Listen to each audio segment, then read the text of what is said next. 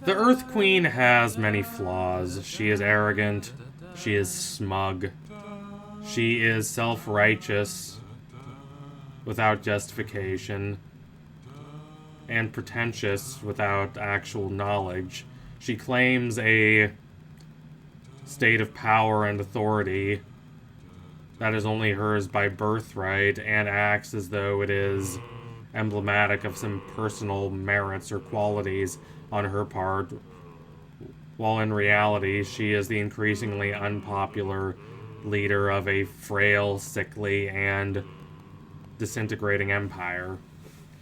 But above all, the greatest fault of the Earth Queen is that she fundamentally sees the state of her kingdom and her power in it as innate, as simply the way things necessarily must be.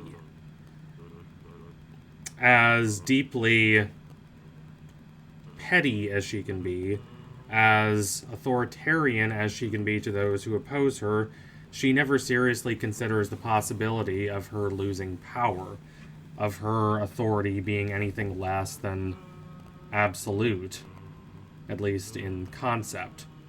What she does not understand, but what the Legend of Korra deeply does understand, is that the world is always in the process of flux and change.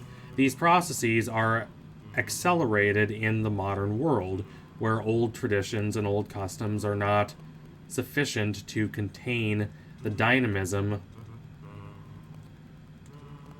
of a rapidly industrializing, rapidly modernizing world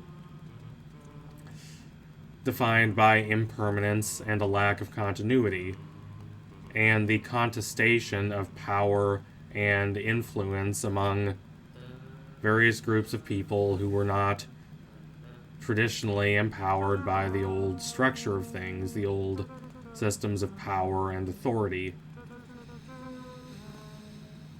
The Legend of Korra understands the process of modern fragmentation very much. Season 3, fittingly called Change, is the greatest emblem of this understanding, which it views with a degree of carefulness and ambivalence that I quite respect. It understands the flaws in the old way of doing things, this old sterile traditionalism, and yet at the same time, it is reluctant to endorse the grandiose claims of those who are swept in by the waves of modernity, offering these ideologies that promise some degree of clarity and order and meaningfulness. Meaning for the show in the modern world is much more fugitive. It's fleeting. It's fractured.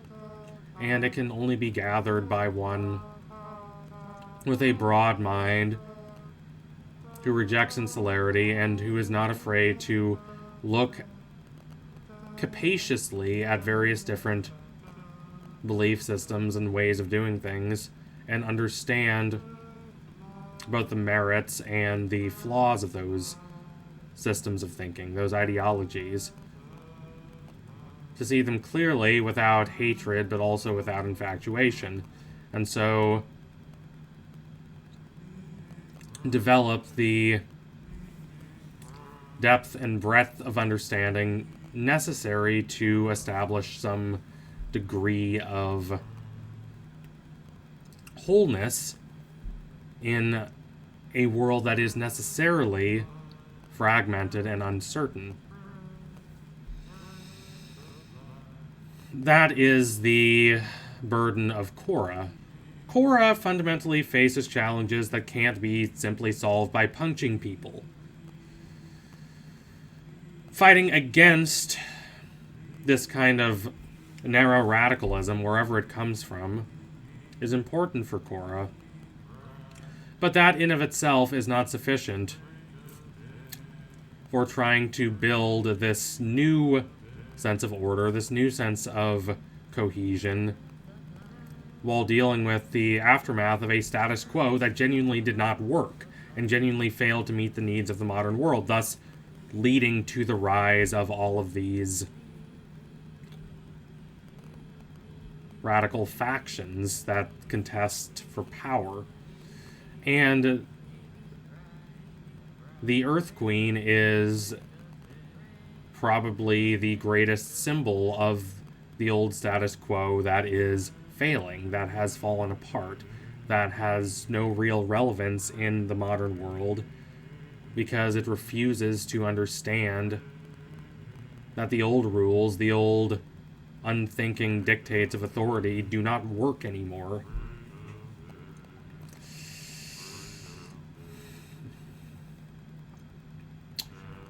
And thus, she is appropriately opposed by Zahir, whose belief system is the exact opposite.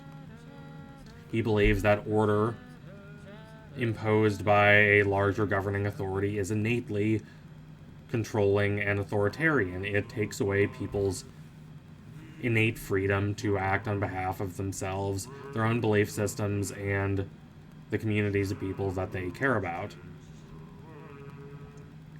He makes a lot of very valid points that Korra to a certain extent agrees with, regarding the deep imperfections and controlling nature of world leaders in this world.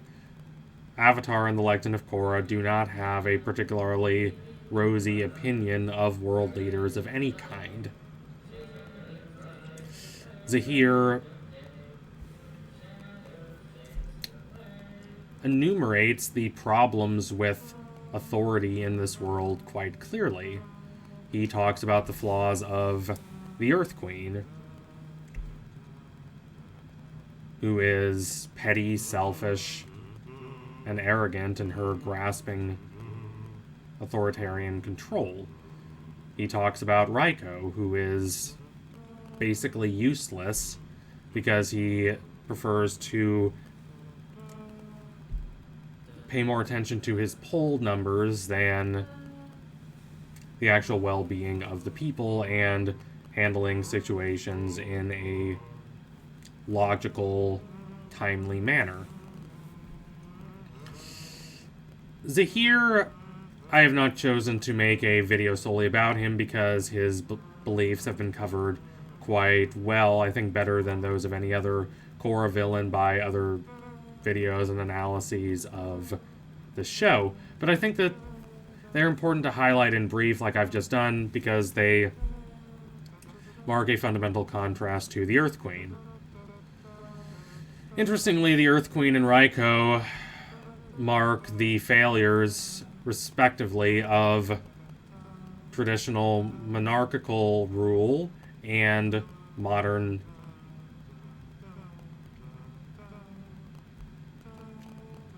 democratic politics, both of which are shown to be quite flawed and easily taken advantage of by selfish and trivial people. That's not to say the show doesn't prefer Raiko to the likes of the Earth Queen. There is a difference in how bad they are, and that difference matters. But the Legend of Korra is very emphatic that there is no one perfect belief system that will bring complete order to the world, because the world is in this state of constant flux. The show has this kind of Emersonian conception of things, as whatever you see, whatever appears to be so solid and unimpeachable now, might be gone the next day or the next month. Nature is eternally in this process of flux. Zahir actually says something quite similar to this. But Korra says that we should acknowledge this state of flux. Korra the show, Korra the character, understands this, but she's not she's not a philosopher, nor should she be. But Korra the show fundamentally is saying that the world is always in a state of flux, and we need to acknowledge that, And yet at the same time, it is important to try to attain some degree of cohesion and connection between different groups of people, else everything will be disorderly and chaotic. So, the Earth Queen is fundamentally based on the last real ruler of Imperial China, the Empress Dowager Cixi. The comparison is quite obvious for people who are studied in 19th century late imperial Chinese politics, but for the uninitiated, the Empress Dowager basically ruled the country for the last 40 years, and even though she was not technically the official leader, she very much minimized, imprisoned, or in some cases killed the actual heirs to make sure that she remained in power herself. She was also a staunch traditionalist, resistant to any acquiescence to modernity, except in the purely militaristic sense of let's build up the military, the defense system to ward off the foreign invaders, namely the European countries that are, by this point in the 19th century, basically claiming parts of China for themselves and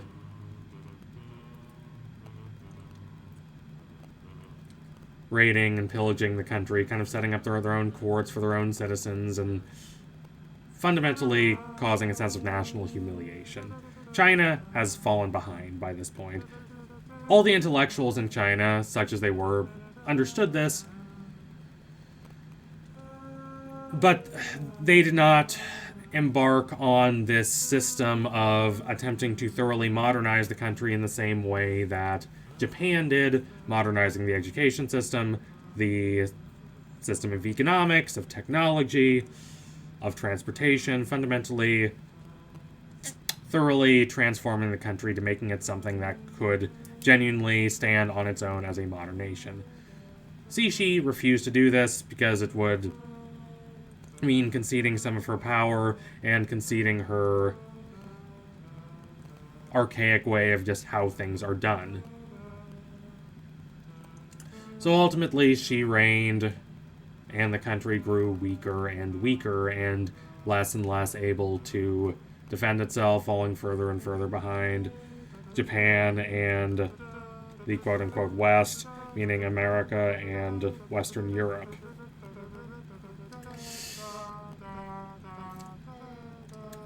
She is an ideal emblem for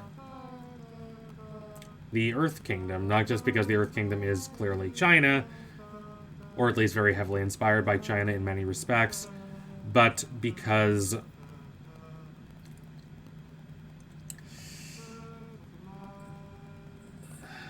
this is an appropriate figure to draw on for a figure like the Earth Queen, who is someone who does not see that the world is changing around her.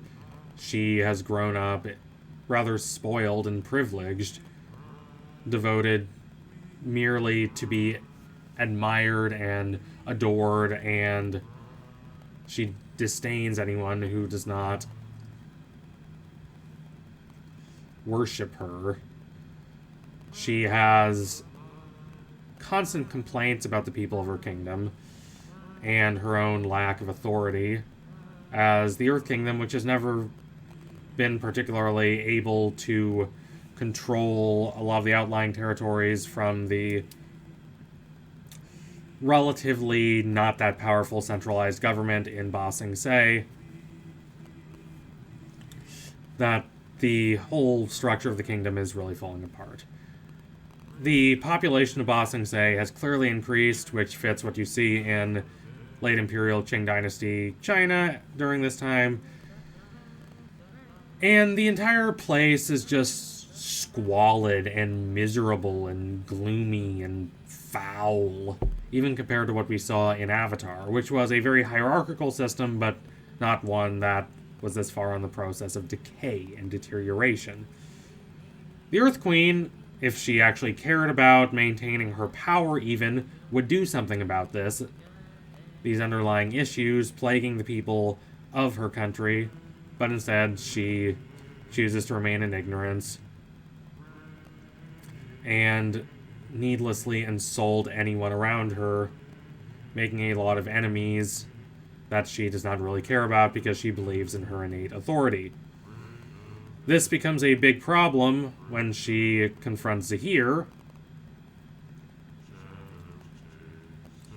who has no respect for her authority or for the authority of world leaders in general, and represents for the show, Season 3, the darker side of this impermanence and constant change of modernity, overwhelming the old continuity and the old predictability of the pre-existing order. The Queen has no idea how to really respond to him, and simply just attempts to have him arrested when he does not accept her absurd terms. And when Zahir and his forces manage to very easily defeat the Daili, she can only resort to finger pointing and saying that, oh, you wouldn't dare strike a queen. And Zahir has this really hauntingly powerful speech where he talks about, oh, I don't believe in queens. And you believe freedom is something you can give and take from your people on a whim. But without freedom, which is like air, there's no life for your people. There's only darkness. And he kills her.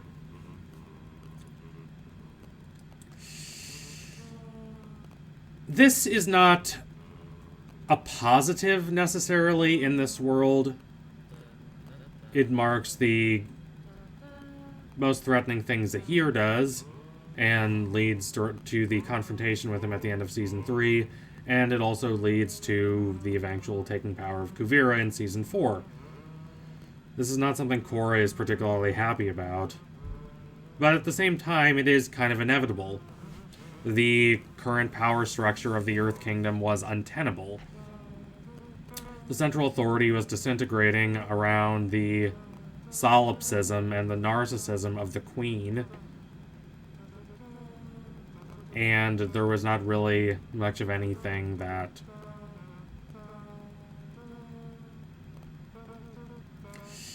any of her advisors could do, because no one had the power or the authority to question the Queen, leading to the gradual breaking up of the country until the re-centralization of power orchestrated by Kuvira, which, whatever its morality, is very effective practically. So we see in the Earth Queen an emblem of the failed status quo that does not understand it is failed and it is being replaced. Arrogant, conceited, refusing to see that it is an outdated relic and refusing to change. This, as much as the one-sided, narrow-minded revolutionaryism of people like Zahir, is something that Korra avoids and makes sure to avoid as she tries to bring some degree of coherence to this uncertain world. So thank you all for watching. If you liked what you saw today, don't forget to like, comment, and subscribe to my Patreon if you can. And you want to see more videos like this one before anyone else, thank you all for watching. Take care, everyone. Adios, comrades.